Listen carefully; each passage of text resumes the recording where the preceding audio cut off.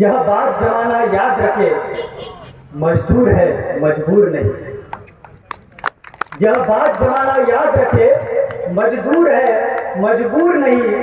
भूख गरीबी बदहाली हरगिज हमें मंजूर नहीं, हरगिज हमें मंजूर नहीं। हा विश्वास, हा आत्मविश्वास मनाशी बाळगून आपण हा दिवस 1 मे विश्व कामगार दिवस म्हणून साजरा करत असतो। परंतु हा कामगार दिन साजरा करत असताना आज कामगारांना शुभेच्छा द्याव्या क्या या द्विधा मनस्थितीत मी आहे। त्याची कारणमीमांसा, त्याची उकल या संपूर्ण भाषणाच्या माध्यमातून पुढच्या काळात मी करेन। कारण खऱ्या अर्थाने कामगार दिन नव्हे तर हा दिन आता दीर्घ होत चालला आहे आणि दिन अशी परिस्थिती आज आमच्या कामगार वर्गाची होताना दिसते आहे रे आणि नाही रे या घटकांमधली जी वाढती दरी आहे ती दिवसेंदिवस इतकी वाढत चालली आहे। या वाढत्या दरीमुळे आज परिस्थिती फार मोठी भीषण होताना आपल्याला दिसते। आजच्या या आंतरराष्ट्रीय कामगार दिनाच्या औचित्याने प्रामुख्याने उपस्थित असलेले किसान सभेचे सहसचिव सन्माननीय अरुण वनकरजी, सन्माननीय जयश्री चहांडीजी, सन्माननीय मस्कीजी, सन्माननीय मोहुर्लेजी, सन्माननीय भाडसराफ सर, पुरुषोत्तमजी मोहुर्लेजी, सन्माननीय आमचे सन्मित्र दिनेशजी पारकी, सन्माननीय विजय मोरे सर आणि उपस्थित बरेचसे मंडळी इथे परिचयाचे आहेत। आमचे स्नेही नरेंद्र भाऊ मोहारे आणि ज्यांच्या आग्रहाखातर खरं तर मी आज आपल्याशी संवाद साधण्यासाठी आलेलो आहे ते आमचे स्नेही समाधानजी लडके आणि समस्त कामगार बंधू आणि भगिनी। कुठलीही चळवळ ही महिलांच्या सहभागाशिवाय यशस्वी होऊ शकत नाही। एक कवी असं म्हणतो की शृंगार असते नारी, बहार असते नारी, मायाळू ममतेची भंडार असते नारी। शृंगार असते नारी, बहार असते नारी, मायाळू ममतेची भंडार असते नारी। घेते ही मोल मांगी तलवार जेव्हा हाती, लढवय्या काबिल्याची सरदार असते नारी, लढवय्या काबिल्याची सरदार असते नारी। इतकी ताकद महिलांमध्ये आहे, स्त्रियांमध्ये आहे। ही ताकद आपल्याला ओळखली पाहिजे। अनुसया साराभाई नावाच्या एक कामगार नेत्या होत्या। त्यांनी अहमदाबादमध्ये कामगारांच्या वेतनवाढीसाठी जो लढा उभारला आणि 35% वेतन वाढ कामगारांना 1920 साली अनुसया साराभाई या महिलेने मिळवून दिलेली आहे।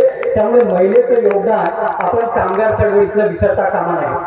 मी हा विचार करत होतो की जर या देशामध्ये कामगार संघटना नसत्या तर काय अवस्था झाली असती। जर आपण कामगार संघटनांचा जर इतिहास बघितला तर 18व्या शतकामध्ये युरोपियन राष्ट्रांमध्ये किंवा अमेरिकन देशांमध्ये आपल्याला कामगार संघटनांचा उदय हा औद्योगिकरणासोबत झालेला दिसतो। मालक वर्ग आणि एका बाजूने कामगार वर्ग, संघर्षग्रस्त वर्ग यांच्यामध्ये जो येणारा संबंध त्यातून दिवसेंदिवस कामगार संघटनांचा उदय झाला, कामगार संघटना वाढू लागल्या। 1832 साली युनायटेड किंगडमच्या साऊथ वेल्स भागामध्ये कोयला कामगार, खाणीमध्ये काम करणारे मजदूर कामगार हे एकत्रित आले आणि त्यांनी वेगवेगळ्या कामगार हिताच्या मागण्या केल्या आणि तिथून खऱ्या अर्थाने मोठ्या प्रमाणात कामगारांच्या आंदोलनाला सुरुवात युरोपामध्ये झाली।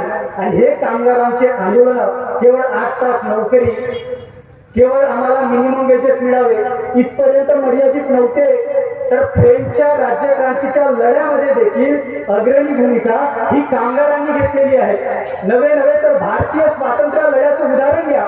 या आयटकच्या पहिल्या अधिवेशनाचे अध्यक्ष लाला लजपत राय हे सुद्धा स्वातंत्र्य सेनानी होते। भारतीय स्वातंत्र्य लढ्यात देखील या कामगारांनी तितकंच मोठं योगदान दिलेलं आहे। आताच प्रस्तावित करत असताना सन्माननीय मोहुर्लेजी यांनी एक नाव घेतलं। तुम्हाला आम्हाला कामगारांना आठवड्यातून 1 दिवस सुट्टी मिळते।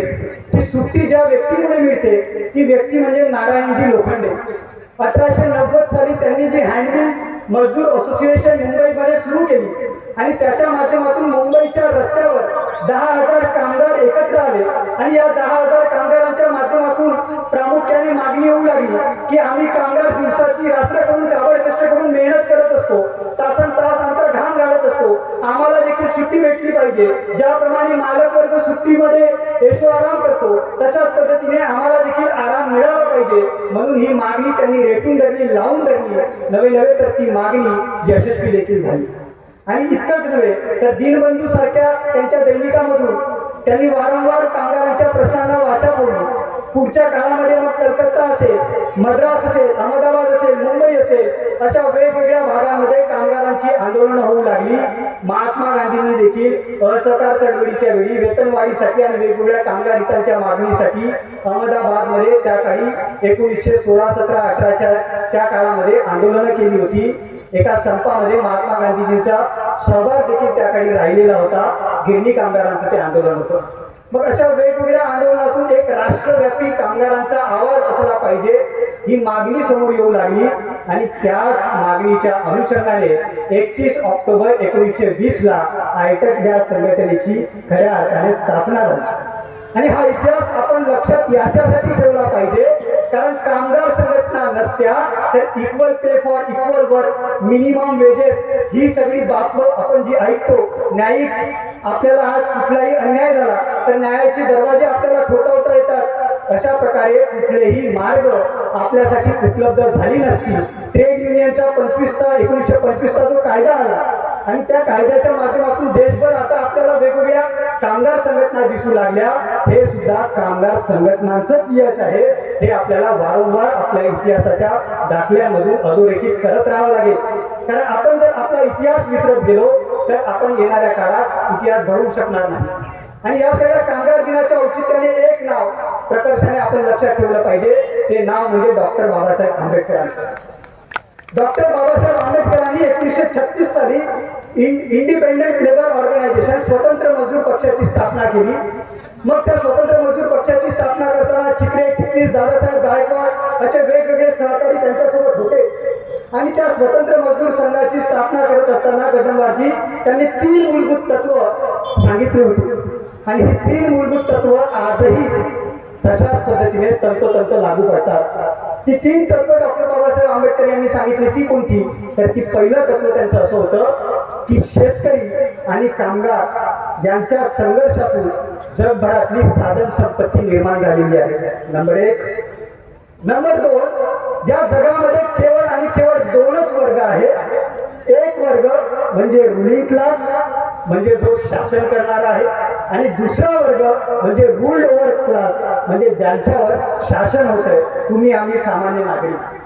आणि त्यांनी तिसरी गोष्ट अत्यंत महत्वाची सांगितली. ती गोष्ट इथून आपण जाताना संपूर्ण भाषणातले मुद्दे जरी विसरले तरी चालेल, मात्र बाबासाहेबांनी जी तिसरी गोष्ट 1936 साली सांगून ठेवली, ती गोष्ट तुम्ही जर तुमच्या मनामध्ये अधोरेखित केली तर येणारा काळ हा कामगारांचाच असेल. खऱ्या अर्थाने कामगार जिंदाबाद आपल्याला म्हणता येईल.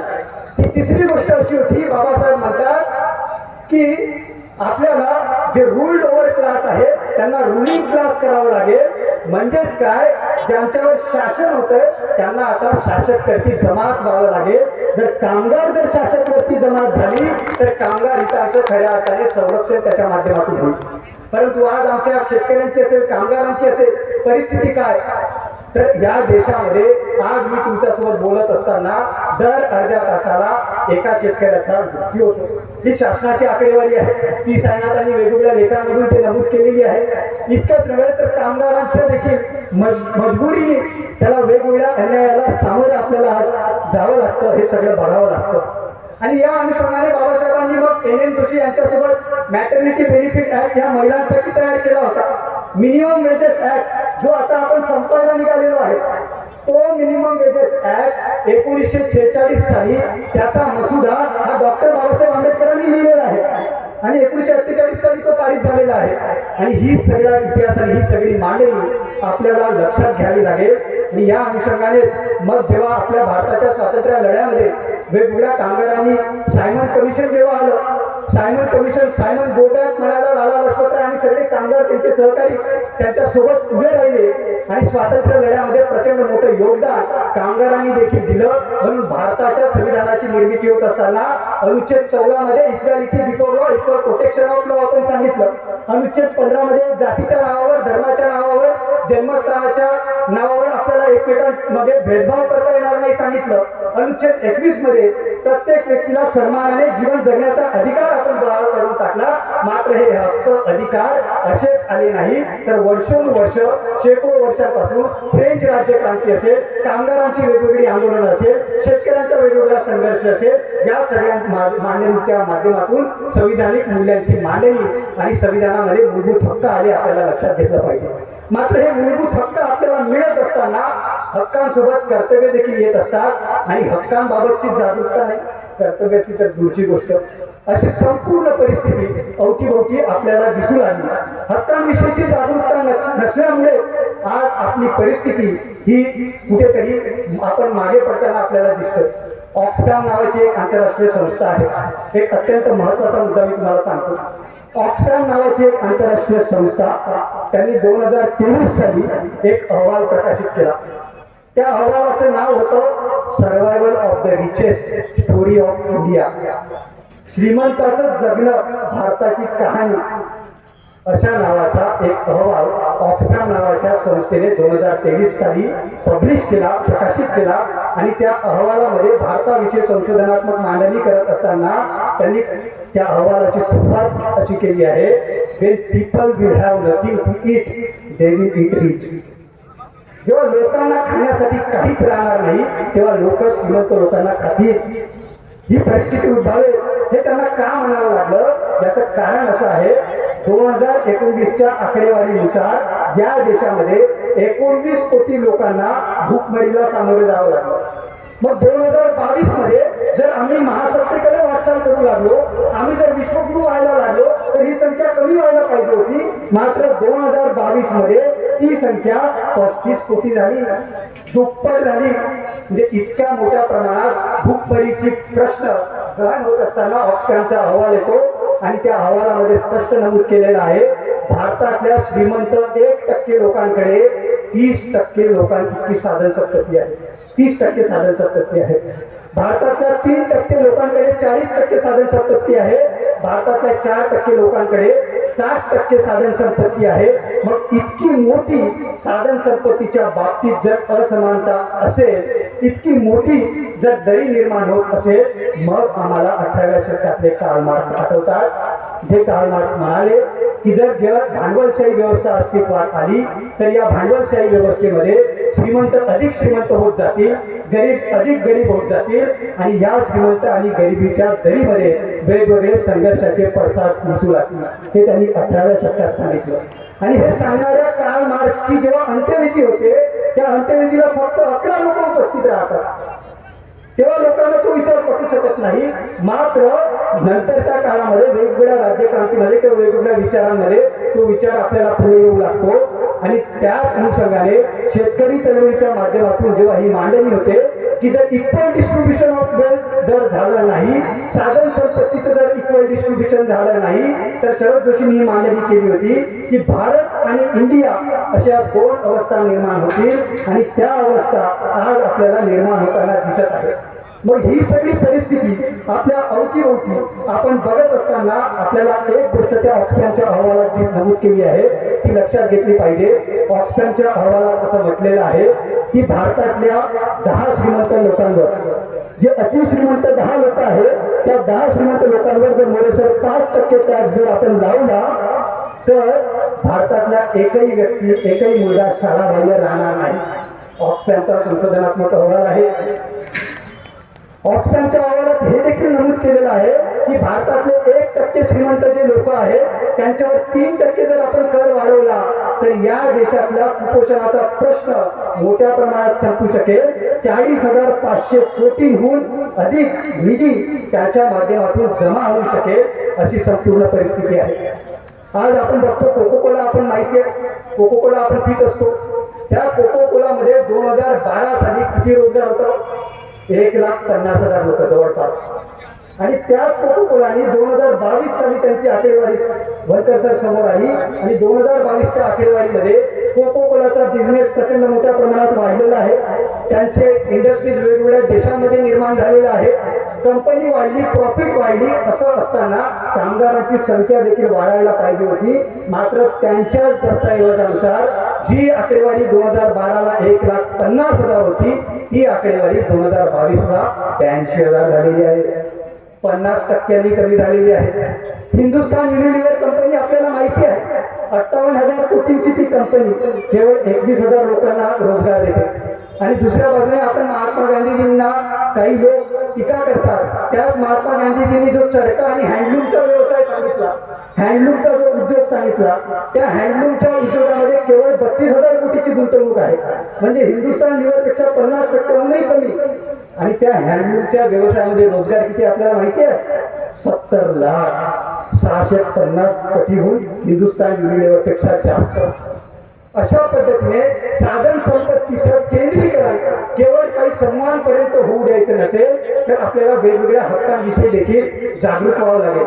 आज जगातल्या पहिल्या 100 संस्थांमध्ये, टॉप 100 संस्थांमध्ये भारतातली एकही शैक्षणिक संस्था नाही. केवळ आणि केवळ आता JNUचा एक नंबर लागला आहे. JNU वगळता कुठल्याही शैक्षणिक संस्थेचा भारतातला नंबर नाही. मग अशा परिस्थितीत आमची मुलं इथून कुठलंही शिक्षण घेतलं तरी त्यांना नोकऱ्या लागेल अशी काही परिस्थिती आज राहिलेली नाही. आणि या संपूर्ण परिस्थितीमध्ये आपल्याला लक्षात घेतलं पाहिजे, आज मेडिकलच्या फीज किती आहेत, MBBSच्या फीज किती आहेत. MBBS मध्ये शासकीय जागा कमी असतात, खाजगी जागांमध्ये, कारण आमची कामगारांची पोरं शिकू शकतील अशी व्यवस्था आहे का, याचा विचार आपण केला पाहिजे. म्हणून हा विषय महत्वाचा आहे. MBBS मध्ये जर आपल्याला प्रवेश मिळवायचा असेल तर वर्षाची फीज असते 11 ते 12 लाख रुपये आणि डोनेशन असतं खाजगी कॉलेजेसचं 50 लाख ते 1 करोड रुपये. संपूर्ण तुम्हाला जर डॉक्टर MBBS व्हायचं असेल तर 1 ते 1.5 कोटीचा खर्च करावा लागतो. इतकी ताकद खरंच या मजदूर आणि कामगार वर्गात आहे का? मग ही शिक्षण व्यवस्था कोणासाठी निर्माण आपण करत आहोत, हाही प्रश्न आपल्याला लक्षात घेतला पाहिजे. इंजिनिअरिंगच्या कॉलेजेसमध्ये 30 ते 40% जागा ह्या आता रिक्त राहू लागलेल्या आहेत. IIT सारख्या नामांकित इन्स्टिट्यूशन मध्ये आजची आकडेवारी आहे 4,500 टीचिंग पोझिशनच्या जागा खाली आहेत, रिक्त आहेत. मग आम्ही आमच्या मुलांना, नव्या पिढीला कोणतं शिक्षण देतोय? जर आम्ही आमच्या नव्या पिढीला शिक्षणच जर योग्य देऊ शकलो नाही तर मग आमची मुलं स्पर्धा कशी करू शकतील हे देखील आपल्याला लक्षात घेतलं पाहिजे. आता महाराष्ट्र सरकारने 9 फेब्रुवारी 2024 साली 2024ला एक अधिसूचना काढली. शिक्षणाचा हक्क आपल्या भारतीय संविधानाने अनुच्छेद 21 क मध्ये देऊन ठेवलेला आहे. आणि या शिक्षणाचा हक्क देत असताना 6 ते 14 वयोगटाच्या प्रत्येक मुलामुलीस, प्रत्येक व्यक्तीस मोफत व सक्तीचं शिक्षण असलं पाहिजे असं कायद्यामध्ये नमूद आहे. त्या अनुषंगाने 2009ला कायदा देखील तयार झाला. महाराष्ट्र सरकारने 2011ला नियमावली देखील केली. त्या नियमावलीमध्ये आता महाराष्ट्र सरकारने 9 फेब्रुवारी 2024 मध्ये सुधारणा केली. पहिले नियम असे होते की राईट टू एज्युकेशन, शिक्षणाच्या हक्काच्या माध्यमातून माया बहिणींनो, तुमची पोरं जर गोरगरिबाची आपली पोरं ही आजूबाजूच्या खाजगी विनाअनुदानित शाळेमध्ये जरी गेली तर आपल्यासाठी 25% जागा त्यांना राखीव ठेवाव्या लागत होत्या. वंचित दुर्बल घटकांसाठी 25% जागा राखीव ठेवाव्या लागत होत्या, कारण शिक्षण हक्काचा कायदा होता. 9 फेब्रुवारी 2024ला महाराष्ट्र सरकारने अधिसूचना काढून खाजगी विनाअनुदानित शाळांच्या 1 किलोमीटरच्या परिघात जर शासकीय शाळा असतील किंवा अन्य अनुदानित शाळा असतील तर त्या खाजगी विनाअनुदानित शाळांना 25% जागा आरक्षित ठेवण्याची कोणतीही गरज राहणार नाही अशी अधिसूचना, असा नियम काढला. त्याच्यामुळे 2 ते 2.5 लाख दरवर्षी जे गरीब विद्यार्थी CBSE, ICSE चांगल्या कॉलेज शाळांमध्ये शिक्षण घ्यायचे त्या विद्यार्थ्यांचं आता नुकसान होणार आहे. त्या बाबतीत आम्ही आता मुंबई उच्च न्यायालयाच्या नागपूर खंडपीठात एक जनहित याचिका देखील दाखल केली आहे आणि 8 मेला आम्ही स्थगितीवर त्यावर युक्तिवाद करणार आहोत. जर अंतिम स्थगिती मिळाली तर आपल्याला दिलासा नक्कीच मिळू शकेल. मात्र एक गोष्ट आपल्याला लक्षात ठेवावी लागेल की एका बाजूने रस्त्यावरचा संघर्ष करत असताना, नर्मदा बचावचं आंदोलन करत असताना मेधा पाटकरांच्या आंदोलनात एक कविता मोठी प्रसिद्ध झाली होती. त्या कवितेच्या ओळी अशा होत्या की इसलिए राह संघर्ष की हम चुने, इसलिए राह संघर्ष की हम चुने, जिंदगी आंसुओं में नहाई ना हो. इसलिए राह संघर्ष की हम चुने, जिंदगी आंसुओं में नहाई ना हो. शाम सहमी ना हो, शाम सहमी ना हो, आंख हो ना भरी, भोर की आंख फिर दबदबाई ना हो. आणि पुढे काय म्हणतात की हो किसी के लिए मखमली बिस्तरा, मालक वर्गासाठी मखमली ऐशो आरामाचे बंगले आहेत, पण पुढे म्हणतात की हो किसी के लिए मखमली बिस्तरा और किसी के लिए एक चटाई ना हो, इसलिए रहा संघर्ष की हम चुने, जिंदगी आंसुओं में नहाई ना हो. म्हणून ही संघर्षाची वाट येणाऱ्या काळात आपल्याला चोखाळत असताना रस्त्यावरच्या संघर्षासोबतच न्यायिक संघर्ष, विधी संघर्ष देखील आपल्याला करावा लागणार आहे. आणि यासोबतच ज्याप्रमाणे कामगारांनी या मागच्या काळामध्ये स्वातंत्र्याच्या लढ्यामध्ये, फ्रेंच राज्यक्रांतीच्या लढ्यामध्ये, वेगवेगळ्या लढ्यामध्ये सहभाग नोंदवला, त्याच पद्धतीने कामगारांना कामगार हक्कांच्या लढ्यासोबतच शिक्षणाच्या हक्कासाठी सुद्धा लढावं लागेल, कामगारांना रोजगाराच्या हक्कासाठी देखील लढावं लागेल, कामगारांना आरोग्याच्या हक्कासाठी देखील लढावं लागेल. अशा वेगवेगळ्या हक्कांची लढाई कामगारांनी जर एकत्रित येऊन लढली तर आणि तरच उद्याचा भारत आपला असेल, आणि तरच कामगार खऱ्या अर्थाने जिंदाबाद आणि कामगार दिन खऱ्या अर्थाने आपल्याला साजरा करता येईल, हे देखील आपल्याला लक्षात घेतलं पाहिजे. आजचा जमाना आता गॅरंटीवाला आला आहे. बोलतात सर, तुम्ही सगळे टीव्ही चॅनल बघतात की नाही माहिती नाही, टीव्ही चॅनलवर वेगवेगळ्या गॅरंटी दिल्या जात आहेत, आणि या गॅरंटीच्या जमान्यामध्ये आपल्या जगण्याची गॅरंटी कितपत राहिली आहे हे आपल्या लक्षात घ्या. आता नवीन 4 कामगार कायदे, ज्याला labour codes, 4 new labour codes आपल्या केंद्र सरकारने आणले आहेत, आणि त्याची अंमलबजावणी आता ही निवडणुका सगळं वातावरण संपलं की त्याची अंमलबजावणी देखील सुरुवात लवकरच होईल. मग हे 4 नवे कामगार कायदे आणत असताना एक इंडस्ट्रियल रिलेशन कोड आहे. त्या इंडस्ट्रियल रिलेशन कोड मध्ये पहिले इंडस्ट्रियल डिस्प्यूट ऍक्ट होता 1947चा, स्टँडिंग ऑर्डर ऍक्ट होता, आपला ट्रेडिशन युनियन रजिस्ट्रेशनचा एक ऍक्ट होता. या तिन्ही कायद्यांना एकत्रित करून एक आता इंडस्ट्रियल रिलेशनचा, औद्योगिक संबंधाचा कोड कायदा तयार करण्यात आलेला आहे. त्या कायद्यामधल्या तरतुदी जर आपण बघितल्या तर आपल्याला नेमकी कुठली गॅरंटी मिळत आहे ते बघा. त्या कायद्यामध्ये आता 2 घटकांना एक्झम्पशन वगळण्यात आलेलं आहे. कोणते ते 2 घटक? कायदा वाचा, कायद्याच्या पलीकडे काही सांगत नाहीये कायद्यामध्ये, कारण आपल्या दैनंदिन उद्या आपल्या जीवनावर प्रभावित करणारे हे कायदे आहेत, म्हणून याच्याविषयीची जागरूकता आपल्यामध्ये असणं फार गरजेची आहे. कामगार कायद्यामध्ये, इंडस्ट्रियल रिलेशन कोड मध्ये 2 घटकांना वगळण्यात आलेलं आहे. ते 2 घटक कुठली? तर ट्रस्ट आणि स्पिरिच्युअल ऑर्गनायझेशन. ट्रस्ट आणि स्पिरिच्युअल ऑर्गनायझेशन मध्ये काम करणारे जे कामगार असतील, मजदूर असतील, ते आता न्यायालयामध्ये जाऊन आपल्या हक्कासाठी लढू शकणार नाही. आता ट्रस्टच्या वेगवेगळ्या शाळा असतात, त्या ट्रस्ट स्पिरिच्युअल ऑर्गनायझेशन मध्ये काम करणारे वेगवेगळे लोक असतात, चॅरिटेबल ट्रस्टचे वेगवेगळे दवाखाने असतात, ग्रामपंचायतीमध्ये काम करणारे कर्मचारी असतात, मनपामध्ये काम करणारे कामगार असतात, नगर परिषदेमध्ये काम करणारे कामगार असतात, कर्मचारी असतात. या सगळ्यांमध्ये जर कुठलेही वाद निर्माण झाले तर इंडस्ट्रियल डिस्प्यूट ऍक्टच्या खाली त्यांच्यासाठी न्यायालयीन व्यवस्था उपलब्ध आहे, त्या माध्यमातून ते न्याय मागू शकतात. मात्र आता हा इंडस्ट्रियल रिलेशन कोड आल्यानंतर ट्रस्ट आणि स्पिरिच्युअल ऑर्गनायझेशन, चॅरिटेबल ऑर्गनायझेशन यांना वगळून टाकण्यात आलेलं असल्यामुळे आता ह्या सगळ्या घटकांना न्यायाची दारं कुणाकडे ठोकवायची हा प्रश्न निर्माण झालेला आहे. मग तुम्हाला न्यायाची गॅरंटी राहिली आहे का? न्यायाची गॅरंटी कामगारांना आता राहिली आहे का? हा प्रश्न आपल्याला विचारायचा आहे. म्हणून जेव्हा जेव्हा चॅनल समोर वेगवेगळ्या गॅरंटी येतात तेव्हा आमच्या गॅरंटीचं काय हा देखील प्रश्न आपल्याला उपस्थित करावा लागेल. इतकंच नव्हे तर आता या नव्या कायद्यामध्ये एक नवीन टर्म आली आहे, नवीन संकल्पना आणली आहे, fix term employment. Fix term employment म्हणजे काय? सरळ भाषेमध्ये कंत्राटी नोकऱ्या, कॉन्ट्रॅक्च्युअल लेबर्स. म्हणजे या पुढच्या काळामध्ये परमनंट नोकऱ्या नसतीलच, तुम्हाला तुमचा मालक आणि तुमच्यामध्ये करार होईल, कॉन्ट्रॅक्ट केला जाईल, आणि त्या कॉन्ट्रॅक्टच्या माध्यमातून 1 वर्ष, 2 वर्ष, 3 वर्ष तुम्हाला कामासाठी ठेवण्यात येईल. त्याच्यानंतर तुम्हाला ठेवायचं की नाही ठेवायचं त्याचे सर्वाधिकार ते मालक वर्गाकडे असतील. तुम्ही त्यासाठी काहीही करू शकणार नाही, तुमच्या हातात काहीही राहणार नाही. असं संपूर्ण म्हणजे एका बाजूने तुमच्या परमनंट नोकरीची गॅरंटी देखील गेली. पहिली गॅरंटी न्यायाची, दुसरी गॅरंटी परमनंट नोकरीची. या 2 गॅरंटी आमच्या निघून चालल्या आहेत. मग तिसरी अत्यंत महत्वाची गॅरंटी आमच्याकडे होती की आमच्यावर जर अन्याय झाला तर आम्ही स्ट्राईक करू शकत होतो, आणि स्ट्राईक करण्यासाठी किती दिवसाची नोटीस द्यावी लागते? 14 दिवसाची, 2 आठवड्यांची. 2 आठवड्यांची नोटीस आपल्याला द्यावी लागते. आता या नव्या कायद्यानुसार 6 आठवड्यांची नोटीस द्यावी लागणार आहे, 42 दिवसांची नोटीस द्यावी लागणार आहे. मी जे सगळं बोलतोय ते कायद्यामध्ये लिहिलेलं आहे आणि या 42 दिवसांमध्ये यामधल्या काळामध्ये लेबर कमिशनरकडे कन्सिलेशनचे म्हणजे समझोत्याचे अधिकार असतील आणि आपल्याला कायदा तर माहिती आहे की एकदा लेबर कमिशनरकडे एखादं मॅटर सबजुडाईज झालं की आपल्याला संप करताच येत नाही. म्हणजे दुसऱ्या बाजूने आपल्या संपाच्या हक्काची गॅरंटी नाहीशी होत चाललेली आहे. म्हणजे आमच्या तिसरी गॅरंटी आता कमी होताना दिसते.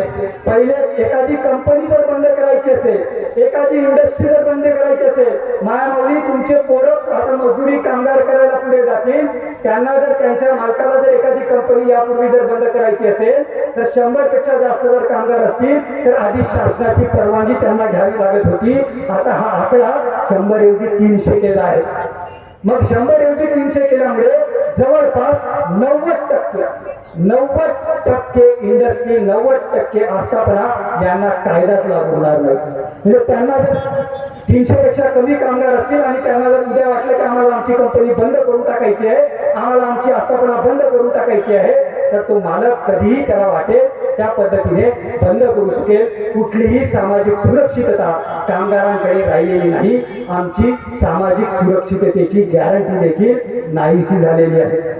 या वेगवेगळ्या गॅरंटी आमच्या जात असताना आपल्याला एक गोष्ट लक्षात ठेवली पाहिजे, आमच्या वर्किंग कंडिशनची देखील गॅरंटी जाते आहे आणि या सगळ्या गॅरंटीज आमच्यामधून जात असताना येणाऱ्या काळात संघर्षाशिवाय दुसरा कुठलाही पर्याय नाही. म्हणून एक कवी असं म्हणतो की आपल्याच दुःखावर असं रुसणं कसं चालेल, आपल्याच दुःखावर असं रुसणं कसं चालेल, आता उठलं तर पाहिजे असं बसलं कसं चालेल, आपल्याच दुःखावर असं रुसणं कसं चालेल, आता उठलं तर पाहिजे असं बसणं कसं चालेल, पक्की ठेवून गाठ तुझी असू दे मानतात, मेंढराच्या कडपात असं घुसणं कसं चालेल, आता उठलं तर पाहिजे, आता उठलं तर पाहिजे, आता उठलं तर पाहिजे. आणि हा संघर्ष करत असताना संविधानाच्या मार्गाने, न्यायाच्या मार्गाने, सनदशीर मार्गाने आपल्याला लढावं लागेल. आणि हा लढा जिकरीचा आहे, हा लढा कठीण आहे. परंतु एक गोष्ट आपल्याला प्रामुख्याने लक्षात ठेवली पाहिजे, ज्या पद्धतीने डॉक्टर बाबासाहेब आंबेडकरांनी सांगितलं किंवा ज्या पद्धतीने वेगवेगळ्या आंदोलनातून संघर्षातून बाब समोर आली, या देशामध्ये 140 कोटी लोकसंख्या आहे. या 140 कोटी लोकसंख्येमध्ये सरकारच्या आकडेवारीनुसार 50 कोटी कामगार आहेत, त्याहून अधिकच असतील. परंतु सरकारची आकडेवारी 50 कोटींची आहे. त्यातले 90% असंघटित क्षेत्रातले कामगार आहेत. आणि इतका मोठा कामगार जर वर्ग असेल तर या आधीच्या काळामध्ये लाल बहादूर शास्त्रीजींनी जय जवान जय किसानचा नारा दिलेला होता. आता आपल्याला या पुढच्या काळामध्ये जय जवान जय किसान जय कामगार हा देखील नारा बुलंद करावा लागणार आहे. म्हणून जय जवान जय किसान जय कामगार हा नारा जर बुलंद करत येणाऱ्या काळात आपण सगळ्या संस्था संघटनांनी जर वाटचाल केली आणि ही वाटचाल करत असताना वेगवेगळ्या संस्था संघटनांमध्ये कमी अधिक प्रमाणात वैचारिक मतभेद असू शकतात. मात्र मनभेद जरी असले तरी आपला जो वाद असेल तो वाद हा कधीही द्वेषपूर्ण नसावा. वाद हा दोषपूर्ण असला पाहिजे. एकमेकांचे दोष आपण सांगू शकलो पाहिजे. मात्र हे दोष सांगत असताना एकमेकांविषयी द्वेष आपल्याला बाळगता कामा नये. आणि हा द्वेषाची भावना आपल्याला बाजूला ठेवून आपल्याला वेगवेगळ्या संस्था संघटनांना एकत्रित येत, मग शेतकऱ्यांच्या संघटना असतील, मग कामगारांच्या संघटना असतील, या सगळ्यांना आम्ही दोघं एकमेकांचे विरोधक अशी भावना न ठेवता ज्या पद्धतीने वनकर सरकार वेगवेगळी मान्यवर मंडळी आमचे अजय नवलेसर ही सगळी मंडळी काम करत आहेत, त्याच पद्धतीने वेगवेगळ्या संस्था संघटनांना देखील एकत्रित येऊन येणाऱ्या काळात लढावं लागेल.